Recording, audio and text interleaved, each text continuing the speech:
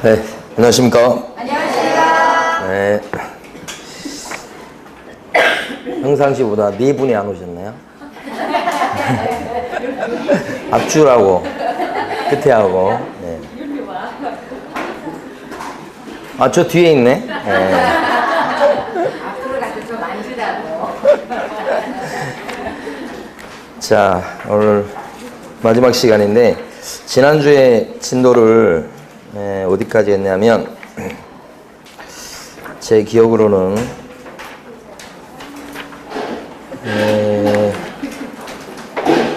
240페이지까지 했습니까? 241페이지부터 할 차례입니까? 자, 그러면 문제 242페이지 가셔서 3번 문제를 보시겠습니다. 3번 문제 보시면 개업 공인중개사 갑이 을 소유의 X 토지를 공유하고자 을과 병에게 매매 계약을 중개했다. 그러니까 정의 땅인데 을과 병이 사는 거예요. 근데 지분으로 사죠. 지분 매매라고 합니다. 그때 옳은 것을 모두 고른 것은 했고요. 박스 문제입니다. 기억광. 을의 지분이 절반이고 다른 특약이 없는 경우 지분권자 을이 X 토지 전부를 사용 수행하고 있다면 지분이 절반밖에 안 되는데 다 쓰고 있잖아요. 그러면 병은 을에게 부당이득 반환 청구를 할 수가 있겠죠. 맞죠? 아니, 경매에서도 보면 부부가 같이 지분으로 갖고 있어요. 2분의 1씩. 근데 낙찰을 받아봐요. 아내가 빚이 많아가지고 경매 넘어온 거야. 그럼 아내의 지분을 갖다가 여러분이 낙찰을 받았죠? 그러면 이제 부부 사이를 갈라놓은 거예요. 그런데 남편은 어떻습니까? 남편은 절반 정도 사용할 수 있는 그런 권능이 있지만 아내도 거기서 계속 쓰고 있다면 아내는 어떻게 돼요? 부당이득을 취한 거죠. 자기 지분도 없는데 쓰니까. 그 얘기하는 거죠, 지금. 그렇죠? 그랬을 때 이제 아내가 거기에 대해서 뭐 사용료, 임료를 주든지 아니면 나가든지 결정하시면 돼. 그렇죠? 헤어지려고 생각하고 있었는데 잘 됐다 이렇게 해서 나갈 수도 있잖아요. 그럼 남편이 혼자 쓰죠? 남편은 어떻게 될까요? 화장실의 절반은 남편 거지만 절반은 낙찰받은 여러분 거예요. 그러니까 남편이 화장실을 매일매일 쓴다 그러면 어떻게 보면 절반 정도는 부당이득을 취한다고 볼 수 있지. 그것도. 그런 여지가 남아 있습니다. 네. 그 다음에 니은번. 을의 지분이 절반이고 다른 특약이 없는 경우에 을은 단독으로 공유물 관리에 관한 사항을 결정할 수 있다 그랬습니다. 이 관리에 관한 사항은 지분 과반수죠. 절반은 2분의 1은 과반수가 안 되죠. 네, 그래서 결정할 수 없어요. 맞고 없다고. 네. 디귿번. 을의 지분이 3분의 2고 을은 X토지의 특정 부분을 갖다가 배타적으로 쓰고자 하는 결정을 할 수가 있다. 특정 부분을 쓰겠다는 결정이 관리행위예요. 3분의 2 지분을 갖고 있으니까 과반수니까 관리행위를 결정할 수 있죠. 네. 리을번. 을과 병은 X토지를 갖다가 5년 내에 불환하지 않을 것을 약정할 수가 있다. 불분할 특약이라고 하죠. 가능합니다. 정답이 5번이죠? 다 맞아버렸어요. 자, 그 다음에요. 밑에 있는 4번 보시겠습니다. 개업 공인중개사 갑이 X 부동산을 매매계약을 중개하고 거래계약서를 작성 표부했다. 그때 갑이 중개의뢰인에게 설명한 내용으로 옳은 것은 했습니다. 1번. 당사자가 부동산 거래 신고등에 관한 법령상에 X 부동산의 거래계약 신고필증을 교부받은 때에는 이렇게 되어 있습니다. 거래 신고를 해서 신고필증이 나오면 그때는 매수인은 부동산 등기 특별조치법상의 검의를 받은 것으로 뭐요? 본다. 우리 많이 했던 거죠? 부동산 실거래가 신고에서 신고표칙 나오면 검인받은 것으로 의제한다. 요 얘기죠. 잘 나옵니다, 이거. 2번, X가 토지인 경우에 당사자는 공동으로 부동산 거래 신고를 해야 되겠다. 틀린 게 왜 틀렸죠? 당사자가 지금 공동신고하는 거 아닌가요? 토지 계약을 당사자가 직접 거래한 게 아니죠. 중간에 개업공인중개사가 중개해줬잖아요. 그럼 부동산 거래 신고 의무가 당사자한테 있는 게 아니고 개공한테 있는 거죠. 그래서 틀린 겁니다. 3번, X가 토지이고 토지거래 허가 대상인 토지인 경우에 개업공인중개사는 계약 체결하기 전에 토지거래 허가를 받아야 되겠다. 그랬어요. 이게 토지거래 허가 구역내에 들어가면 토지거래 허가를 받아야 되는 거 맞죠? 그 이제 기준 면적 초과하고 그런 것을 만족시켰다. 갖췄다는 요건 하에서 그렇습니다. 근데 토지거래 허가를 받았다고 해도 부동산 거래 신고는 또 해야 되죠. 그렇죠? 토지거래 허가는 허가고 거래 신고는 요거다. 이대로 또 따로 별도로 해야 되는 것입니다. 그러면 3번 같은 경우는 어쨌든 하여간 토지거래 허가를 받아야 되겠다 그랬는데 왜 틀린 거죠? 토지거래 허가 받기 위해서 허가 신청하는 사람은 당사자가 공동으로 신청하는 거예요. 개공이 토지거래가 신청을 해주는 게 아니에요. 공동신청주의. 누가? 당사자가. 그러니까 3번에서 틀린 이유는 누가 한다고 지금 나와 있어서 틀린 거예요. 개공이. 그래서 틀린 거지. 4번. X가 농지고 면적이 1,000제곱미터가 넘는 경우라도 농지법상의 농지취득자격증명 발급 없이 주말체험 영농용으로 취득할 수 있는 경우가 있다고 했다. 농지일 때 주말농장용 농지를 취득할 수 있는데 취득하는 면적 제한받죠? 1,000제곱미터 미만입니다. 오히려. 거꾸로. 그래서 틀린 거. 그 다음에 또 한 가지는 농취증 발급 없이란 말도 틀렸죠? 농취증도 있어야 되는 거지.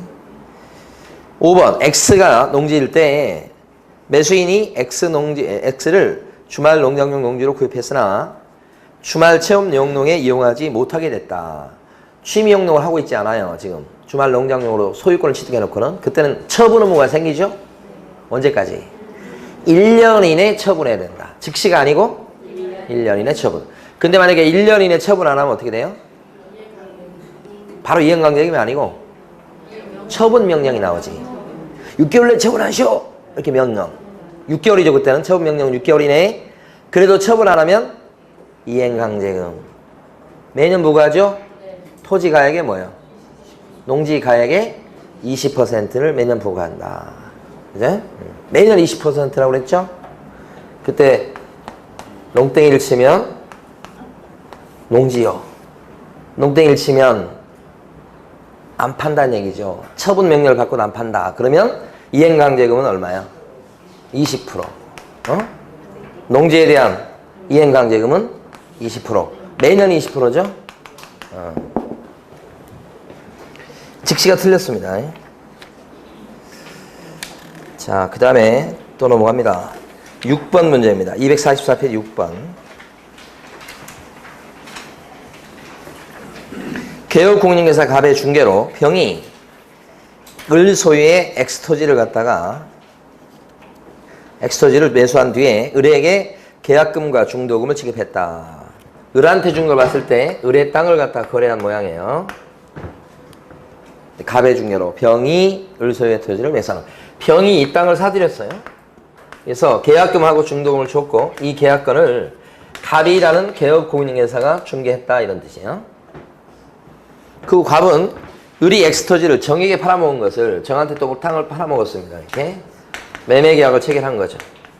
계약금 받고 이런 뜻입니다. 근데 나중에 알게 됐고 갑의 설명으로 옳은 것은 갑은 요거 소개하는 부동산 사장님이에요. 근데 요걸 알게 되었다 이 말이에요. 요게 이중매매 케이스. 기억방. 정이 을과 병 사이에 매매계약이 있음을 미리 알았다는 사실만으로도 정이 요 매매계약이 있다는 사실을 이 사람이 알았다는 사실만으로도 이중매매해서 을이 배신행위를 했다 이렇게 볼 수 있고, 그걸 알았으니까 요 매매계약이 요것 때문에 무효가 됩니까?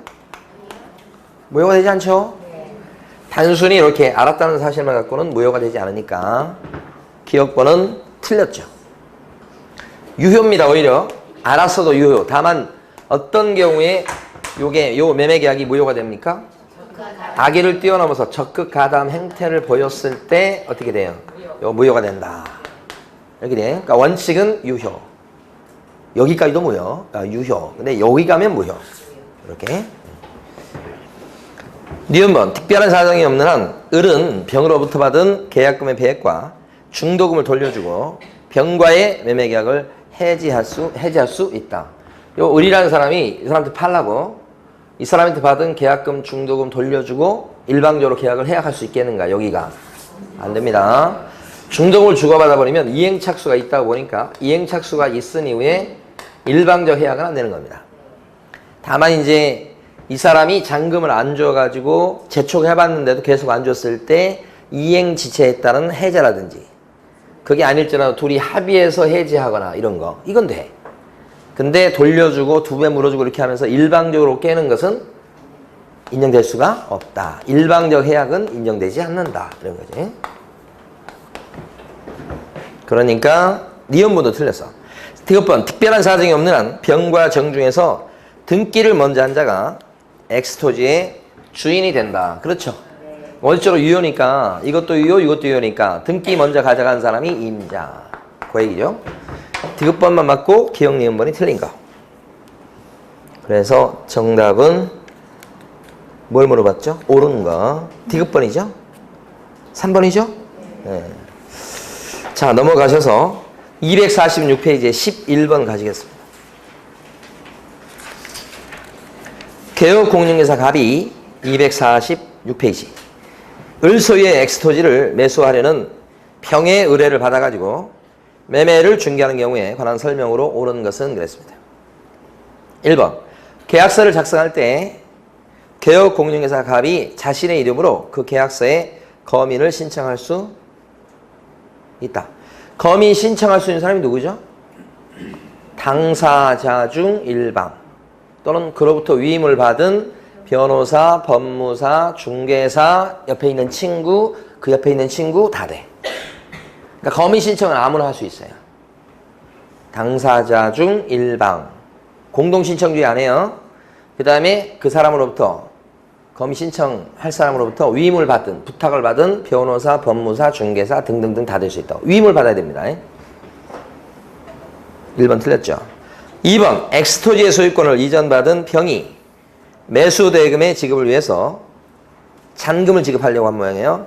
엑스토지에 대해서 저당권을 설정하는 경우에 저당권 설정 계약서에도 거민을 받아야 된다.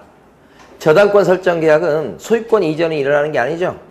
그래서 거민 대상이 되지 않습니다. 소유권 이전이 일어나게 만드는 원인이 되는 계약서에 받는 게 거민이죠. 또는 판결서 등에 받는 게 거민이죠. 계약서나 판결서. 그 판결은 무슨 판결? 이행 판결. 네? 자, 3번 병이 엑스토지에 대해서 매매를 원인으로 한 소유권 이전 청구권 보존을 위한 가등기에서 본등기를 하는 경우에 거민 대상이 된다. 가등기 신청할 때는 거민계약서를 낼 필요가 없지만 본등기 신청할 때는 거민계약서 첨부돼야 되죠. 4번 갑이 부동산 거래 신고필증을 교부받아도 계약서에 거민을 받지 않은 한 이전 등기를 신청할 수가 없다. 아닌데 요거잖아요. 거래 신고했을 때는 거민은 받을 필요 없죠. 받은 걸로 봐줍니다. 그죠? 이거 했어도 요거 받아야 된다 이런 뜻이니까 X. 5번 병으로부터 거민 신청을 받은 X토지 소재지 관할청이 거민을 찍어줄 때는 계약서 내용의 진정성을 확인해야 된다. 거민 도장을 찍어줄 때는 형식적 심사라고 그러죠. 그러니까 계약서 들고 가면 뭐요? 그냥 아무 생각 없이 찍어주는 게 거민 도장. 그래서 거민 도장 찍어 갔는데 이틀 있다 또 계약서 또 들고 와서 또 찍어달라고 그러면 또 찍어주고 내용이 맞는가 틀린가를 따져보지 않아요. 그 형식적 심사 이렇게 얘기하는 거죠. 5번도 틀렸죠. 그러니까 맞는 게 3번.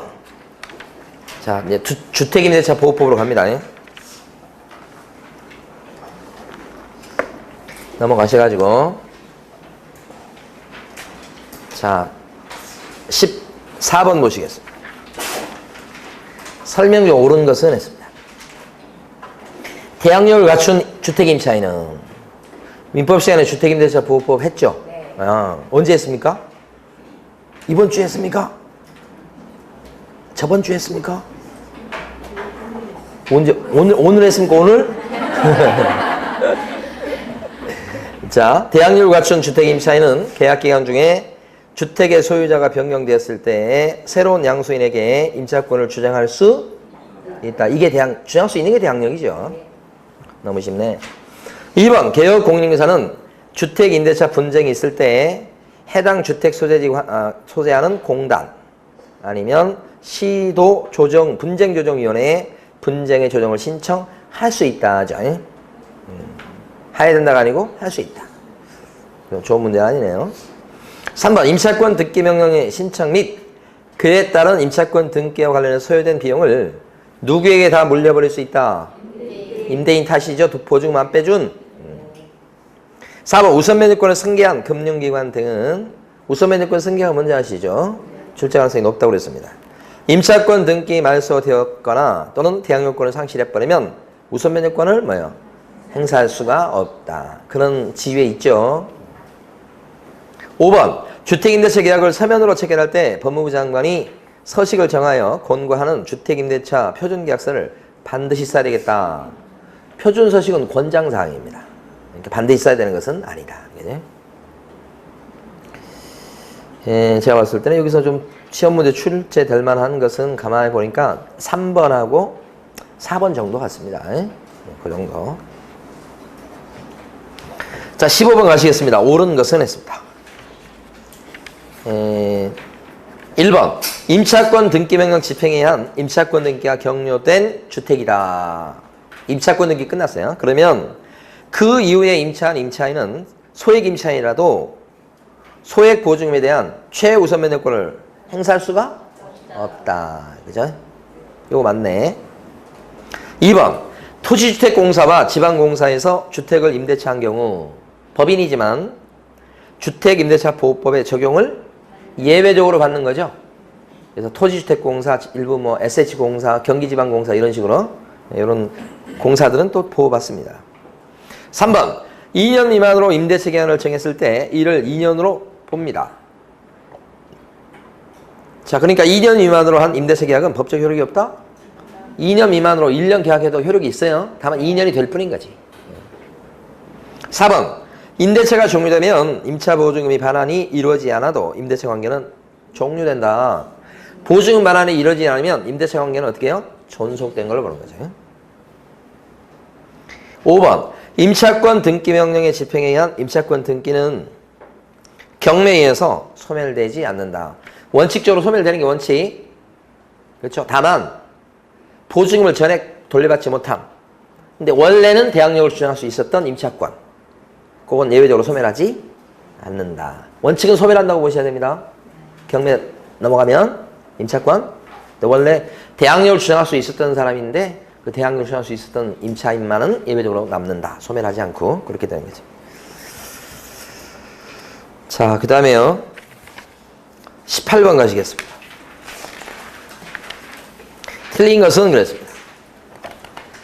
확정일자를 찍어줄 때는요, 임대차 계약서 원본을 들고 와서 받습니다. 근데 거기에는 확정일자 1년 번호가 찍혀요.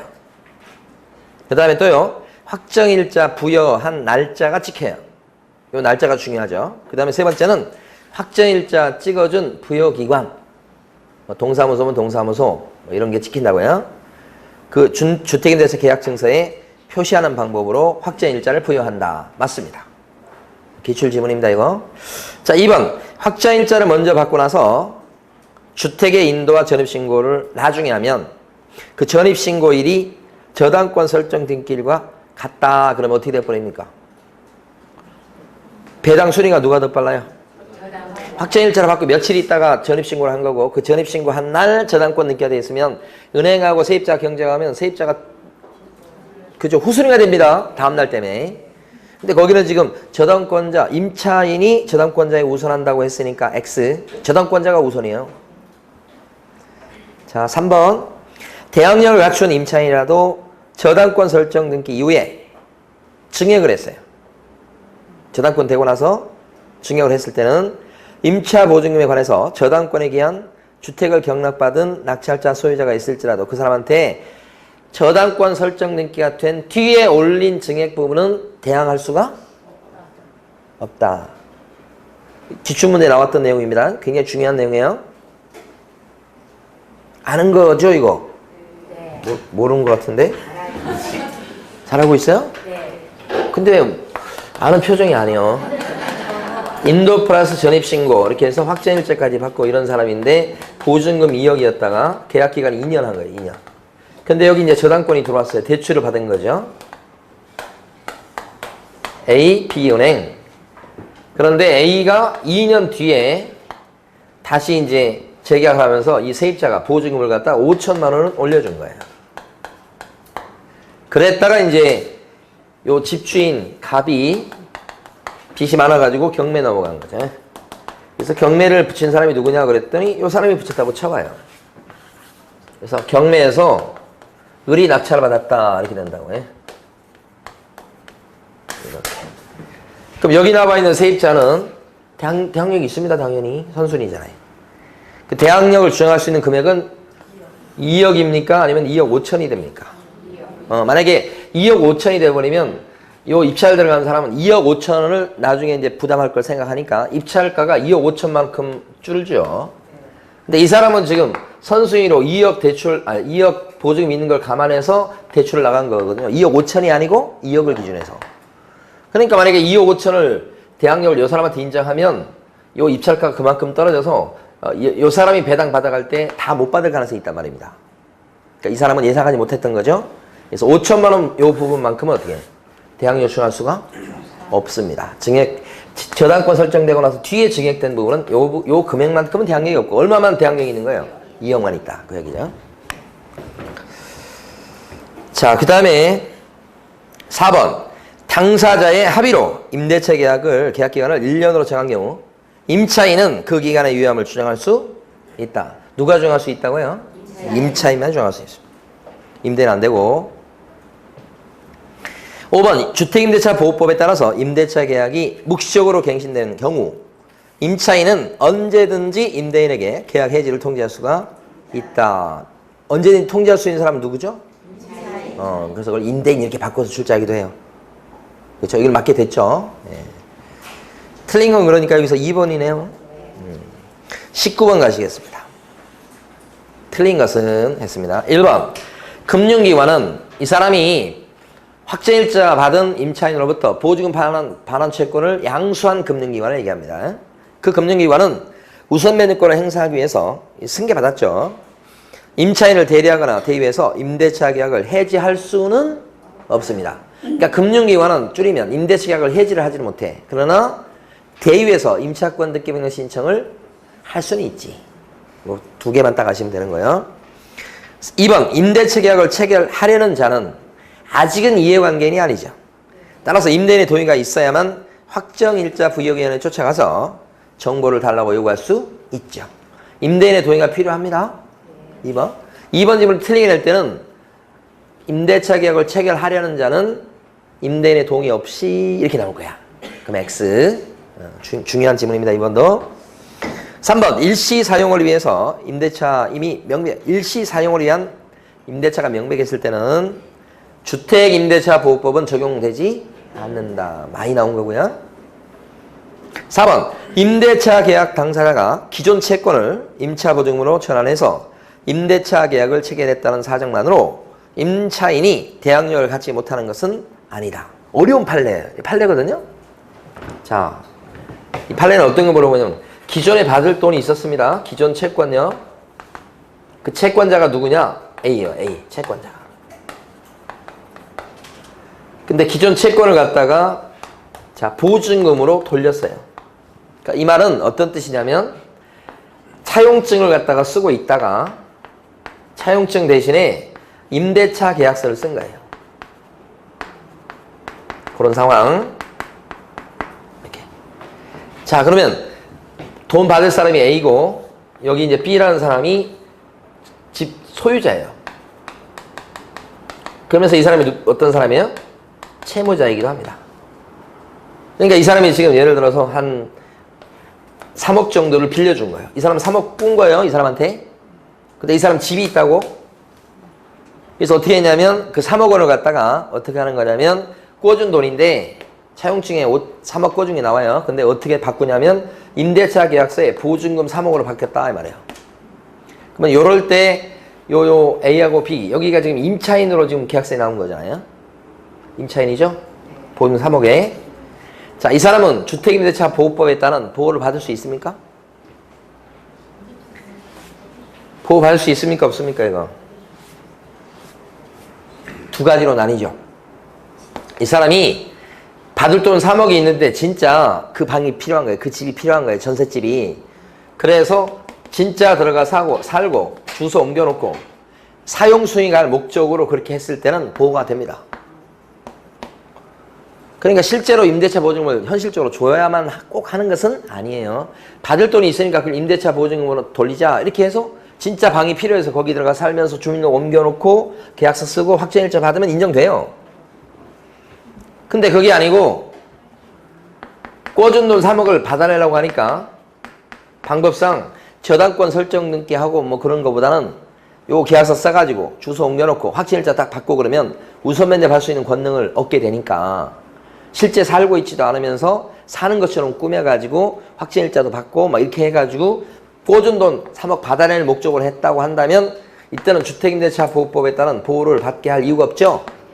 나눠지죠? 그러니까 여기서 물어보는 건 뭐예요? 여기를 끊어서 물어본 겁니다. 물어볼 때 두 가지 방법이 있는데 기존의 채권을 보증금으로 전환했다 이렇게 나와. 지금 나온 것처럼. 그때는 이거에 따라서 적용되는 경우도 있고 안 되는 경우가 있어. 자, 두 번째 출제는 대놓고 담보 목적이라고 단도직입적으로 얘기합니다. 담보 목적이다. 그러면 인정되지 않고 이렇게 두 가지가 있단 말이에요. 이 문제는 요거 빨간 겁니까? 노란 겁니까? 이 문제는 지금 노란 걸 물어본 거예요? 빨간 걸 물어본 거예요? 다시 읽어드려요. 임대차 계약의 당사자가 기존의 채권을 임차 보증금으로 전환해서 임대차 계약을 체결했다는 여기까지잖아. 그 사정만 갖고는 대항력을 갖지 못한다고 볼 수는 없다. 갖게 되는 경우도 나올 수 있고, 그렇죠? 이 경우도 있다 그 말이죠 지금. 응? 이해가 되십니까? 여기 채권이라는 말이 나왔다고 해서 요거라고 생각하시면 안 된다고.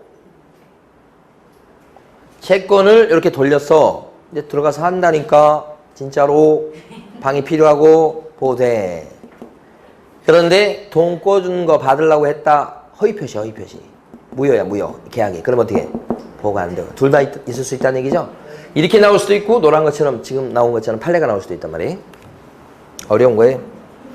5번. 주택의 인도와 전입신고한 날에 확정일자를 갖춘 경우. 다 같은 날이 뭐예요? 그날 저당권 등기가 됐다 그러면 배당 순위는 세입자가 빨라요? 아니면 저당권자 은행이 빨라요? 은행이 이깁니다. 그쵸? 아까 위에서 한번 나왔던 사례하고 똑같네요. 틀린 건 몇 번? 1번 이렇게 되죠. 자, 20번입니다. 20번. 주택임대차 보호법령에 관한 설명 내용으로 틀린 것은 했습니다. 1번. 차임의 증액 청구에 관한 규정은 임대차 계약이 종료된 후 재계약할 때는 적용되지 않는다. 원래 증액할 때는 5%를 초과해서 증액할 수 없죠. 그 다음에 올리고 나서 1년이 안 돼서 다시 올릴 수 없죠. 네, 그런 건데, 자, 이때 5% 제한 규정은 재계약할 때는 적용이 없다. 그러니까 아까 2년 뒤에 재계약할 때 2억이었는데 이때는 제한이 없으니까 지금 벌써 뭐예요? 25%를 올린 겁니다. 2억에 5천이니까요. 25%죠. 4분의 1. 25% 올릴 수 있다. 그런 뜻이죠. 재계약하는 거니까 그렇습니다. 2년 뒤에 증액하는 거. 그러니까 재계약할 때는 5% 제한이 없다고요. 이 재계약할 때 제한이 없다는 건 대단히 중요합니다. 잘 나옵니다. 이것도. 2번 확정일자는 확정일자 번호, 확정일자 부여일, 확정일자 찍어준 기관 요것이 증서에 딱 나와서 찍힙니다. 3번 임차인이 지위를 강화하고자 별도로 전세권 등기를 또 맞춰놨습니다. 근데 이 사람이 주택임대차보호법상의 대항요건을 상실해버리면 결론적으로 주임법상의 대항요건 우선면허권은 날아가죠. 그렇지만 전세권 등기에 따른 민법에 따른 대항요건 우선면허권이 있을 수 있죠. 됐죠? 근데 여기 있는 요 주택 임차인이 임차권 등기를 한 경우는 다르죠. 요 주택 임차인이 임차권 등기했다 그러면 주택임대차보호법상의 대항력과 우선면허권을 유지시키는 효과가 있죠. 그러니까 임차권 등기 해놓고 이사 가거나 주소 옮겨도 주임법상의 대항력과 우선면허권은 그쵸 상실되지 않죠. 자, 여러분 일찍 집에 가시길 원하시는데 이게 뜻대로 되지 않을 것 같은. 아니 세입자 A가 인도 플러스 주민등록 전입신고에다가 확정일자를 갖추고 이건 주임법상의 대항력과 우선면허권이 있는 거 아닙니까? 주임법상 대항력 1등이라면 우선면허권. 자, 근데 A가 똑같이 이번에는 전세권 등기해놨다 이렇게 되면 이건 민법에 따라서 이제 무기를 만들어 놓은 거죠. 같은 사람이. 그럼 주임법상에 이것도 있고, 자 민법 전세권 등기에 따른 대항력과 우선면허권도 있을 수 있는데 만약 요 사람이 요 상태에서 요거 주소를 옮겨버리면 이사 가거나 이래버리면 주임법상의 대항력과 우선면허권 날라가죠. 근데 요건 남아있다 이거죠. 그렇습니다. 자, 그런데 A라는 사람이 세입자인데 인도 플러스 주민등록 전입신고에다가 확정일자를 갖추고 그래서 주임법상의 대항력과 우선면허권이 있는 사람인데 이사 가려고 그랬더니 방이 안 나가서 지금 보증을 못 돌려받고 있어요. 그래서 A가 한 2년 뒤에 나간다고 미리 얘기했는데 주택임대차보호법에 따라서 뭘 했다고요? 임차권 등기한 거라고. 요거랑 저걸 혼동하시면 안 된다고. 이건 임차권 등기 명령 신청에 따른 임차권 등기는 주임법상의 제도입니다. 민법이 아니고 이건 주임법상의 제도인데 이렇게 되면 이 사람은 여기 이사를 갔어요. 이렇게 주소 옮겼어요. 그랬을 때는 요게 살아있습니다. 이런 정도가 아니고 요게 됨으로써 위에 나와 있는 요 주임법상의 대항력과 우선면허권은 요때 기준에서 그대로 살아있다 이 말이죠. 이거 해놓고 이사 가더라도 이게 안 죽어요. 여기는 죽어요 지금. 같은 사람이 둘 다. 둘 중에 어떤 표현이 나올지 몰라. 이렇게 나올 수도 있고 이렇게 나올 수도 있고. 근데 지금까지 시험에서는 요 표현이 되게 많이 나왔어. 요거 혼동하시면 안 돼. 자, 임차권 등기 그러면 요거 이사 가도 뭐요? 여기가 인정돼 버려요. 대항력과 우선면허권 유지한다고. 유지 안 날아가고. 자, 그 다음에요 3번 4번입니다 임차인이 다세대 주택에 동호수의 표시 없이 부지 중에 일부 지번으로 주민등록을 했을 때 다세대 주택이면 이게 동호수가 정확해야 되잖아요. 근데 일부 지번으로 주민등록을 했다 그러면 인정받을 수가 없지. 동호수가 특정돼야 되니까요. 5번 지방공기업법에 따라 주택사업을 목적으로 설립된 지방공사는 예외적으로 주택임대차보호법상의 대항력을 인정받겠죠. 예외적으로 인정받는 거 맞죠? 그래서 틀린 것은 3번입니다. 자, 23번 가시겠습니다. 자, 두 문제 더 풀고 쉬겠습니다. 23번 보시면 틀린 것은 모두 골라라. 기억반. 임차인이 주택의 인도를 받고 주민등록을 마친 날, 자, 제3자의 저당권 설정 등기일이 같은 날이라고요. 잘 나오네 이거요.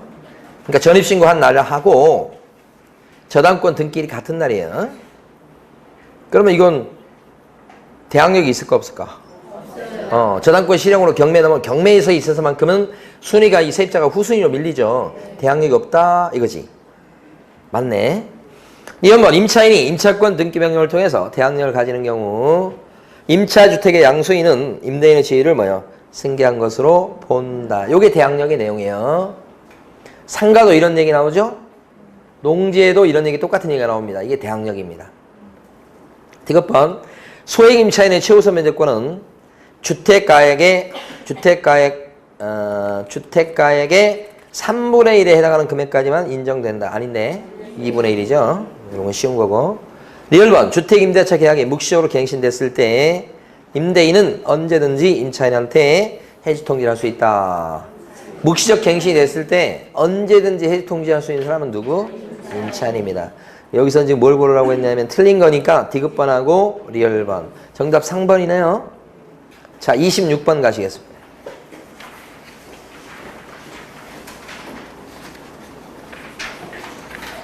옳은 것은 그랬습니다. 1번.